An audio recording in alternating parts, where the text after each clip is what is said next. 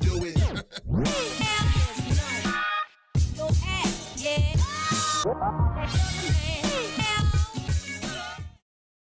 I'd like to introduce Sue, Christina, and Dan Becker drove all the way from New Jersey to spend some time with us today. Thank you guys. We're from Pennsylvania. Oh, sorry. We were from Jersey. You guys had your lunch, you know, you've been sitting down for a couple hours now, a long day. Everyone come to the middle, and everyone face to the middle. Everyone scooch in, come on. Come on, you gotta be coachable to grow a business, don't you? Come on, scooch in. Everyone face to the center. Put your hands on the shoulders in front of you. Give a nice little rub. That's good.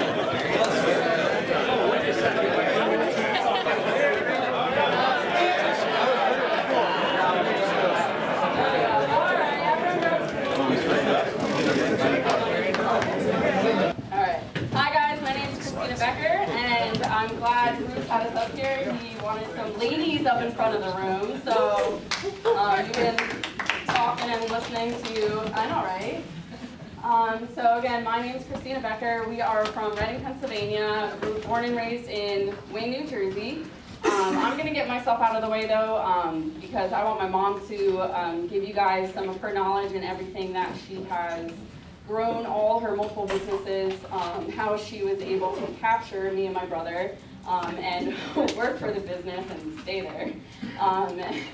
You know, the 10-hour drive yesterday, we didn't kill each other, so it's all good. All right, awesome. So my mom, Susan Becker, she is in real estate. She's run successful clothing shops, boutiques, lots of real estate, other multiple businesses, super successful in everything that she's done. So I'm excited that I get to hear from her. We're all a little bit nervous because we normally aren't in front of the room, but we know how to have fun. So we're going to teach you guys as much as we can the fun aspect of the shop and how we keep smiles on our employees and all of that good stuff. So hopefully you guys take away from some of the stuff that we're going to give you guys today. I know you're going to get definitely some good tips and tricks from what my mom's going to say.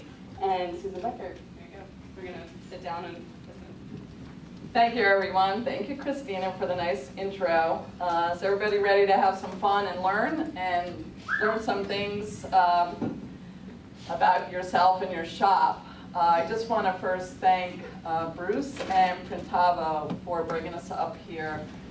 We are super humbled to be amongst all of you that came across the country, and even more honored and excited to be speaking in front of you today. So again, we want to have fun and we want to teach you some things. We know most of you are all very experienced. We're talking to shop owners that have maybe 1 employee to, we heard 75 employees, which is amazing. We are blessed to get an incredible subject, which is actually shop culture. And whether you understand it or not, everyone has shop culture. But before that, I just want to talk a little bit more about us and how we got started, because it's fun and everybody has a story, right? So we want to start with a story. Well, this is our family. The only one missing is Brittany. She's in college right now in Pennsylvania. We are actually from Jersey, hence the name Jersey Inc. And just to keep the record straight, we started before all those ink companies, the other ink companies were on TV. So my husband Bruce, who has never made a shirt in his entire life, in 14 years, never touched the press. So Jasper's our mascot. We bring Jasper in. And the way we got started is we went to a home show in about 2004 in Secaucus, New Jersey. Saw a little printing press there, caught our attention because, as I'm sure all of you know, even, 14 years ago, with 3 kids in school, we were always buying t-shirts, right? Anybody who has children here? About half the room, okay. So you're always buying t-shirts for different events and functions and everything before you started actually selling them and opening up your own business. Saw this unit at the home show and went to a presentation afterwards and like, we can do this. 200 plus an hour, yes, instead of spending $18 on X amount of shirts all, all season long. So we went out to Idaho, bought the equipment. It was not cheap. It was not really a franchise. We worked for ourselves. And like most, we started out of our basement. And I was hooked because our first job was $3,000. So that was our first gig with the kids' high school. That's how we got started. Whether you're aware of it or not, you have some sort of culture going on in your shop. Again, whether you're just starting out, you're one person, or a huge shop, you've already formed some kind of culture in your shop. Social media. Social media. So Christina's gonna quickly read culture. We had to do our research. What actually is culture? The customary beliefs, social forms, and material traits of a racial, religious, or social group, also the characteristic features of everyday existence, such as diversions or way of life shared by people in a place or time. This is the Webster meaning of culture. So shop culture, again, we had to do some soul searching and digging. In simple light, it's the system of shared beliefs, learnings, values, integration, customs, and language, all maintained by actions. So what that actually means is you're always learning. We will die if we're not learning at all times, okay? Certain beliefs. When you have shop culture, you must have core values and what your whole business is based on. I'm sure some of you have to know some of these. Integrity, idealism, courage, honesty, unselfish, self-discipline, self-respect, fairness, learning, teamwork. This is a big one for us. Teamwork and authenticity. If you're not authentic with your clients, you're not gonna build a good client base. Respect, hard work, helpfulness, fun, and caring. And what you want to do is celebrate the differences that make each of us unique and very special. We have a social responsibility. So if you're running your shop and something's wrong, you're missing your core values. You guys have to really dig deep and know what it is that your shop, your purpose, and what you represent.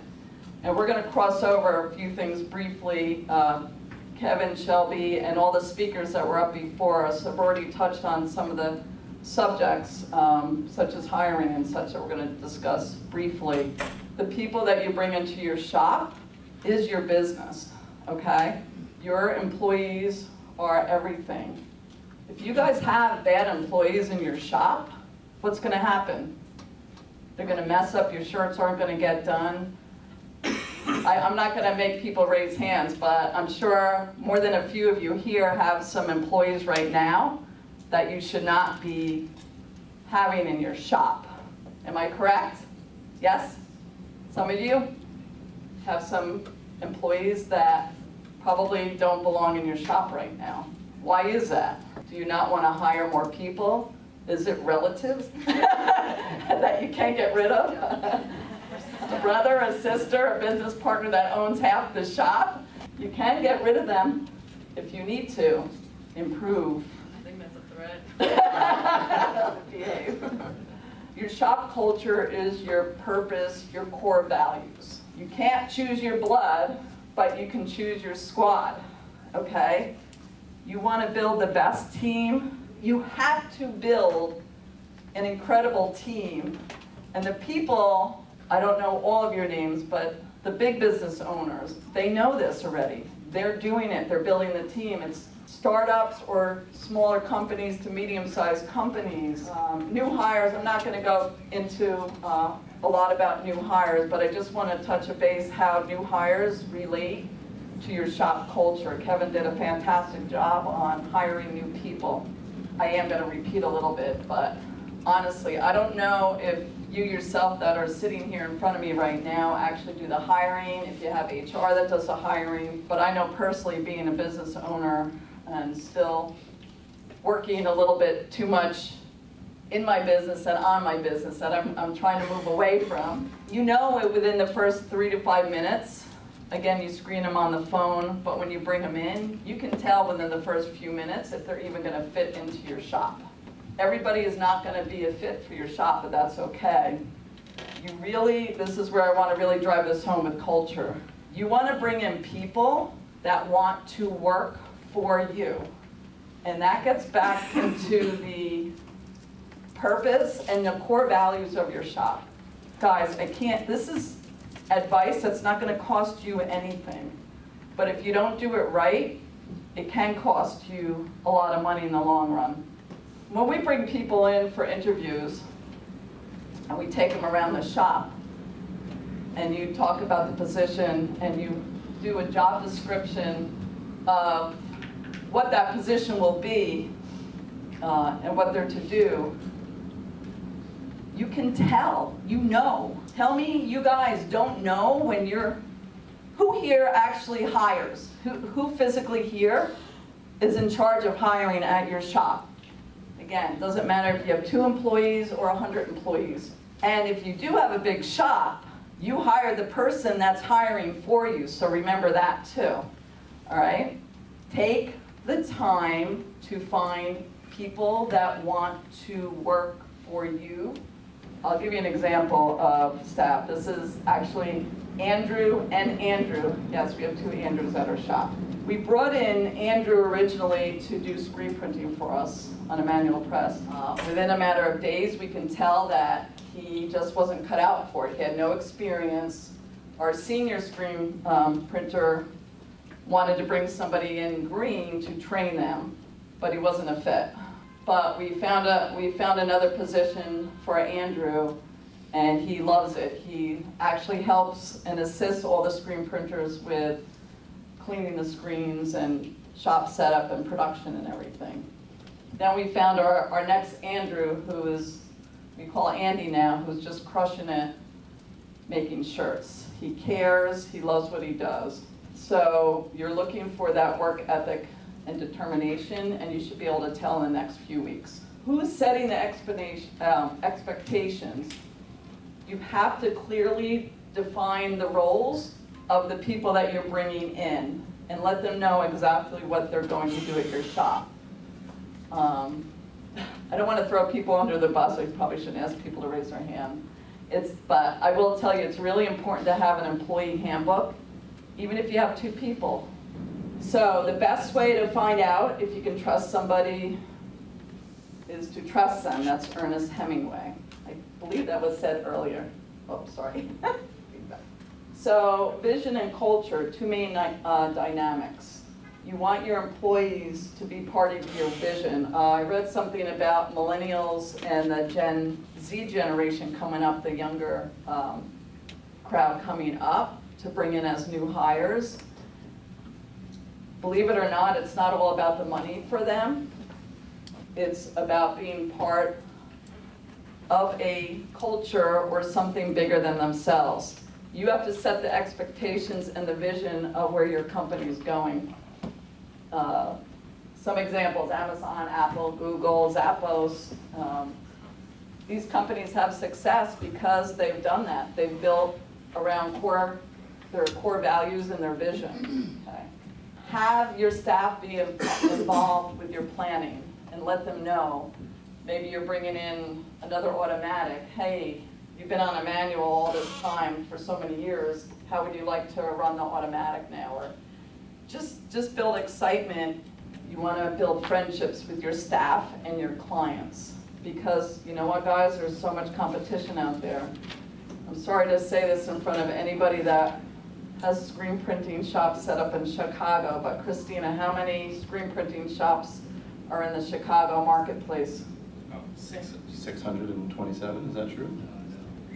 Or is it even more? 600 and higher? Oh, yeah. Yeah. Wow. I think we have like 2,400 customers in this area. 2,400 Like- people that screen print. Yeah, this area. So what sets you apart from everybody else? Why are you guys special? Sorry, am I not? Sorry, I get all excited. It is about the culture, your staff, the teamwork, family, loving your clients. You have to be different, guys. I can't emphasize that to you enough. Do you know we've been in business how many years? 13? Christina's going to touch upon Instagram, but our retention rate on our clients is unbelievable because, I'm just going to say it, they love us. You have to do something outside the box and treat your staff and your clients better. If you're struggling in your shop and you're looking for some answers, there's some simple things that you can do. Empower your employees, involve your clients' feedback and stories, and let your staff know how much your clients love all the work that they're doing at the shop. I go back all the time and say, oh, Renee, that order you just did, that order that you weren't that was really tough for you to do, they cannot stop talking about their shirts. You have to build up your staff and always praise them and let them know how much you really, really care about them, because they'll feel that.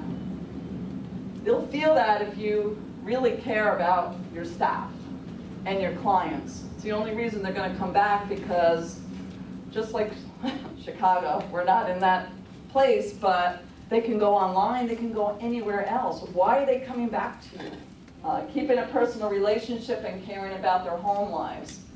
You know, you don't have to be best friends with your staff, but know about what's going on with their lives. Care about your staff and your clients. Create a positive environment. People come into their shop, we have a showroom, come into our shop, we have a showroom. We provide an open atmosphere. We allow employees to be themselves. We celebrate everybody's birthdays. Friday is grill day in the summertime at Jersey Inc. If Danny doesn't overcook the burgers. They're perfect. They're perfect. Lunches for a job well done, or just because you feel like feeding everybody. We even have some of the staff bringing their children, some older children, teenagers, to spend the day with us, and we actually end up putting them to work, making something. So you have to have a good balance of working, laughing, having fun, but knowing that the work's got to get done because we're in such a time-sensitive type of business. Blasting tunes. Danny, turn it down. Music's always loud. So you want to create that positive environment. Okay? Must be a positive environment. Do you guys have any like cool things that you guys do so we can kind of Can we like share off something? with each other? What's something fun that you guys do with your staff? One thing we do for our employees that's super special is we give them a paycheck every other week. We just have lots of parties, like lots of parties. So yeah, it's about you guys creating this really cool environment that people, it's a retention. Do you know if you have a higher culture, the retention rate of your employees is about 48%?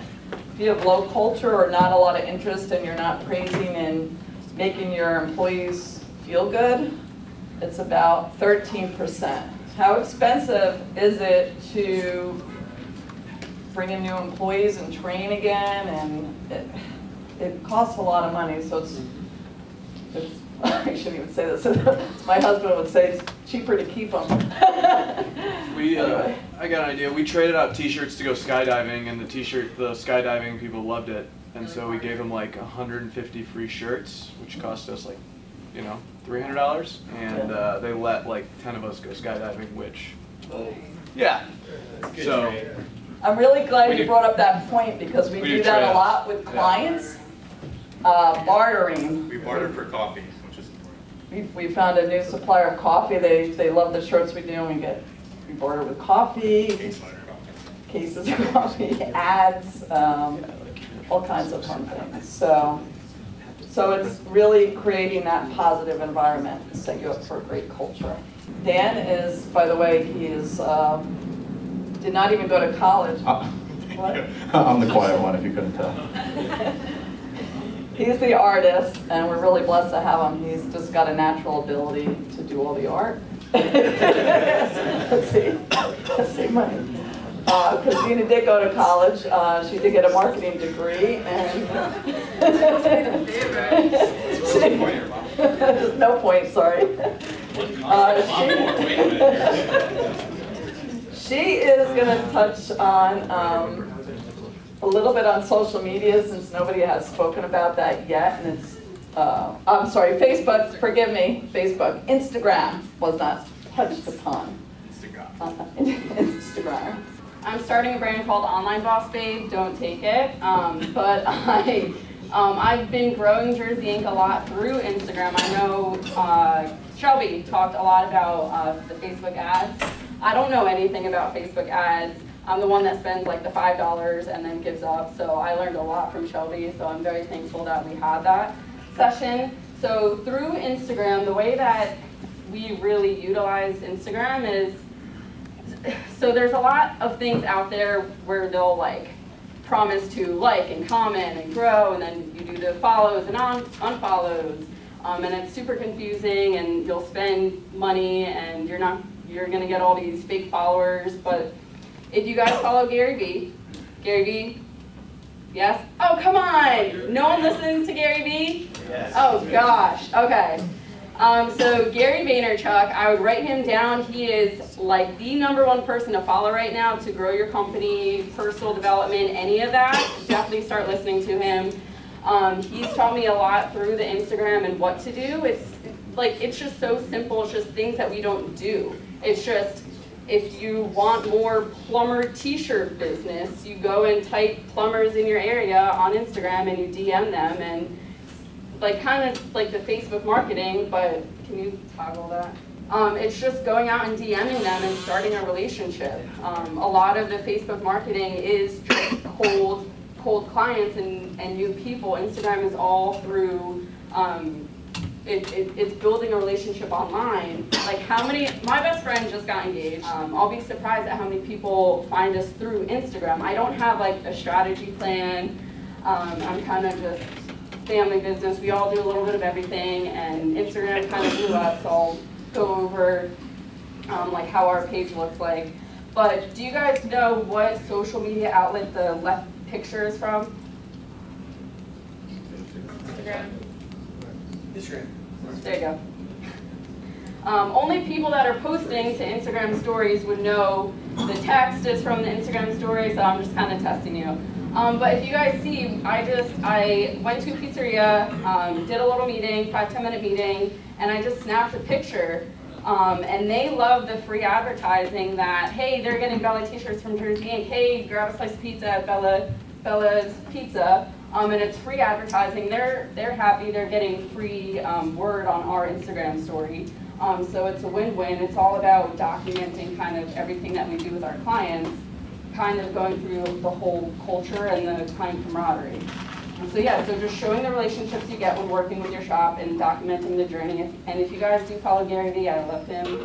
He's all about documenting the journey. So the Instagram stories, the Snapchat, Facebook, just document everything.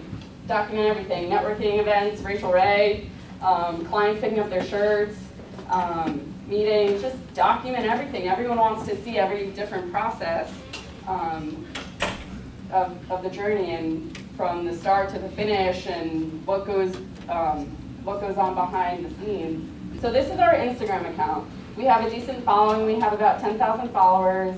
And the way that we got there, we did use some like growth programs, but they didn't really get us there. It was just sharing it through our personal social media accounts and just DMing, following, liking, having a relationship through the DMs and commenting, and every 3 is like 1 client. So we're mainly retail.